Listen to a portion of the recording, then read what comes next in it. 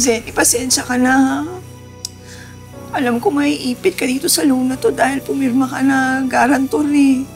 Pero, yung utang ko kasi talaga ngayon, kay Grace lang eh. Na sana matagpuan siya. Sana ligtas siya. Pasensya ka na, Mare, ha? Sorry. Apektado din ako sa nangyari kay Grace. Hindi ko lang siguro talaga alam kung ano ang unang iisipin ko. Natatakot ako eh. Mas natatakot ako. Kasi ina ako eh.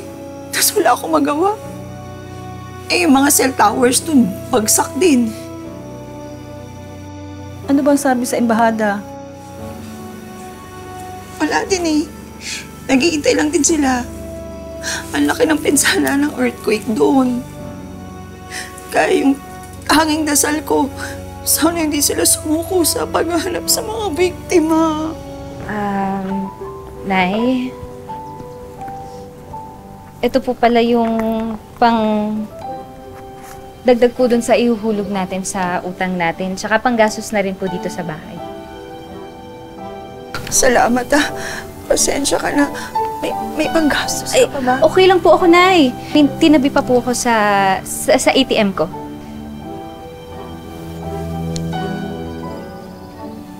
Pasensya ka na. Sinasalo mo lahat na naiwan sa atin ng ate mo. Ano ka ba, Nay? Okay lang po yun, no? Ang importante, nandito tayo. Lumalaban tayo para mabuhay. Tama ka. Morning ho. Mukhang okay na po ang lahat dito sa bahay na to, ah. Ano na, Warren? Napadalo ka. Tita, sunduin ko lang ho si Marife. May team building po kasi kami ngayon, eh. Uwi rin po ako sa Monday night. Opo. Okay lang po ba, Nay? Ito, dalhin ko na rin gamit mo, ha? Eh, hindi. Okay na ako na. Kaya ko na yan. Hindi, kahit ito na lang. Una ko na sa kotse. Sige na nga. Sige. Sige po, tita. Una na po ako.